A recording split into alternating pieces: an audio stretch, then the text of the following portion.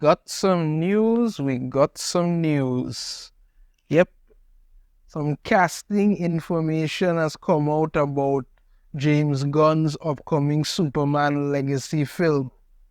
And it's pretty interesting to say because, I mean, from the thumbnail and title of this, you know what I'm going to talk about. But before I get into Jimmy Olsen, let me give you a bit of information on the fact that James Gunn has found his Lex Luthor. Get into this. James Gunn reportedly cast X-Men film franchise star Nicholas Hoult as Lex Luthor in Superman Legacy. Look out, Big Blue. According to a new report, DC Studios head James Gunn has officially made his choice as to which actor will be the next to portray Lex Luthor on the silver screen. Per several sources who allegedly spoke to Deadline's Justin Kroll and Anthony D'Alessandro, Gunn's choice for the iconic villain is none other than Nicholas Hoult, who audiences may best know as the actor responsible for playing the Blue Furred in Fox's Studios' last X-Men film tetralogy. So basically, the guy who played Beast in the last set of X-Men films, yeah, that's who's going to be Lex Luthor. If or perhaps when his casting be confirmed, the British actor will subsequently make his DCU debut opposite David Corenswet's Superman and Rachel Brosnahan's Lois Lane in the Gunn-directed Superman Legacy. Yeah, so this is him here as Hank McCoy in the X-Men films. So, it's something. He seems, his portrayal as Hank McCoy in the X-Men film was okay, wasn't a problem, so I don't have a problem with this casting. I'm still kind of skeptical about James Gunn doing Superman, but, this is something to actually say, well, okay, we have a Lex Luthor. James Gunn is still keeping things close to his chest as to the, the overall plot of the movie, but we have gotten some little tidbits and leaks and things say that it might have something to do with something in the Middle East, and there's going to be Hawk Girl in it, Mr. Terrific, Guy Gardner, and talk about how people from the Authority might show up. It's a lot of stuff. Personally, I say you go into a Superman movie, do Superman first. You don't need to bring in all of that, but it is what it is. So, Nicholas Hoult, who played Hank McCoy, aka Beast in the X-Men films, he is going to be James Gunn's Lex Luthor in Superman Legacy. Okay, now let's get to Jimmy Olsen. Yep, Jimmy is a ginger again. James Gunn surprisingly ditches Jimmy Olsen race-swapping trend, cast Skylar Gisondo as red-headed reporter in Superman Legacy. Yeah, so, like I say, Jimmy is a ginger once again.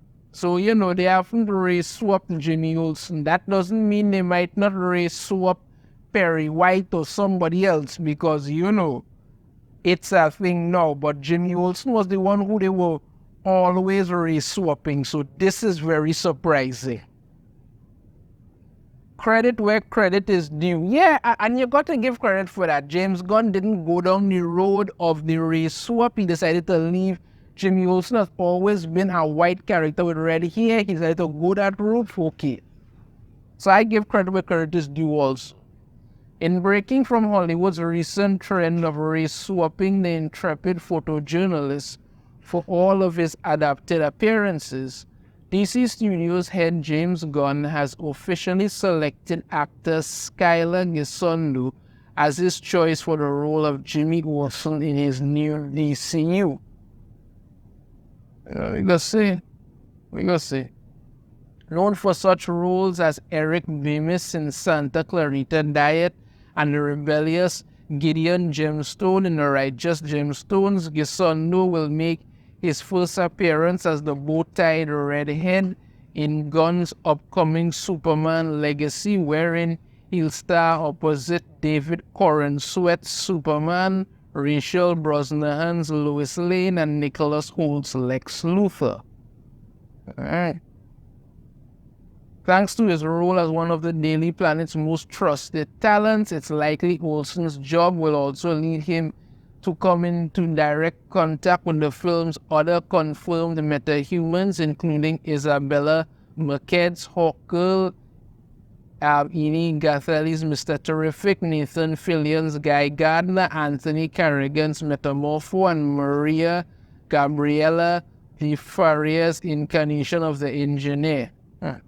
Further, as announced alongside Gisondo's casting, Portuguese supermodel and Victoria's Secret Angel, Sarah Sampaio will also make an appearance in Metropolis as Luthor's seductive assistant, Eve Tessmacher. Miss Tessmacher. Okay. As suggested above, Gisondo's casting as Superman's pal comes as a genuine surprise given the recent attempts by DC to establish Black Jimmy Olsen as a significant institution. Yeah, they've been going hard on it to make it seem like, this character needs to be re-swapped. And I've said this before, I'll say it again. Just make new characters. Don't re-swap the others. Don't. That's ridiculous. This push began in earnest in 2015, beginning when the CW's Supergirl were in Mortal Kombat. Oh God, that Mortal Kombat remove was terrible, boy. Hey. Actor Mehcad Brooks portrays a version of Olsen who is not only black but also exists as the Arrowverse's version of the Metropolis-based superhero Guardian. Yeah, I didn't dig him as Jimmy Olsen or Guardian at all. And Supergirl quickly became Social Justice Girl, so that whole series was just a waste as well. Next in 2022, DC once again race-swapped Olsen for the animated Batman and Superman Battle of the Super Sons, with Dragon Ball superhero voice actor Zeno Robinson being tapped to bring this version to life. This is it made him black in the movie. He had a very brief appearance in it, but even so, you were like, oh God, really? But then, of course, there is the latest. Then came 2023 and Adult Swim's My Adventures with Superman, which upon its premiere revealed to the world that Olsen had once again fallen victim to the entertainment industry's obsession with identity politics. This incarnation, voiced by Ishmael Sahed, Jimmy Olsen was black in My Adventures with Superman, and his entire personality was just, I'm black, annoying, third-wheel Jimmy Olsen. That was it. I never even attempted to make him interesting as a character. He just kind of floated around. This wasn't good. And while in that same time frame, comic book accurate depictions of Olsen have appeared in such non-comic book productions as the animated Superman Red Son and the Death of Superman, Reign of the Superman films, the Justice League animated series, the Young Justice animated series, and even Zack Snyder's Batman v Superman Dawn of Justice and even Young Justice.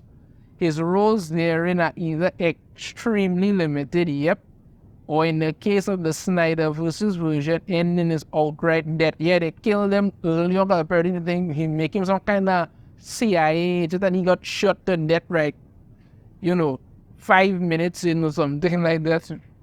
Really ridiculous. More like a little more than 5 minutes, but still.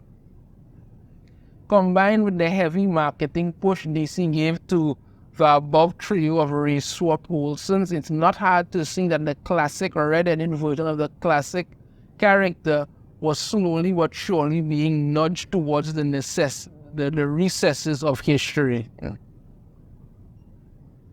At current, Gunn's Superman Legacy is set to land in theaters on July 11th, 2025. Now, Again, I'm just saying it is really good to see that James Gunn has decided not to go the route of the identity politics obsessed, and decided, you know what, I am going to stick with this.